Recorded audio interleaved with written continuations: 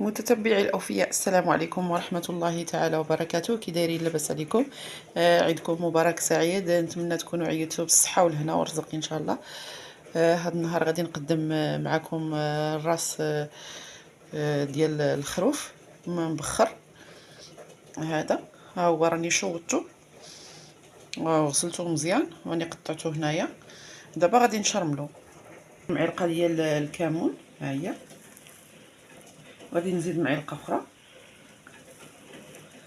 2 معالق ديال الكمون. غادي ندير له شويه د الملحه،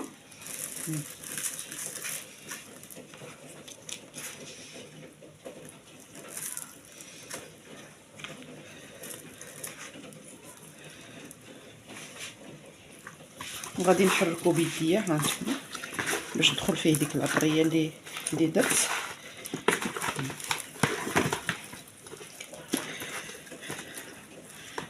راه كيجي تبارك الله بنين غير بالكمون والملحه. وهذا رجلي ها هما، اللي بغى يزيدهم ما كاينلاش تخليوهم. هذا اللي بغى يديرهم مع الحمص ولا كيديرهم. المهم انايا غادي نديرهم مع الراس.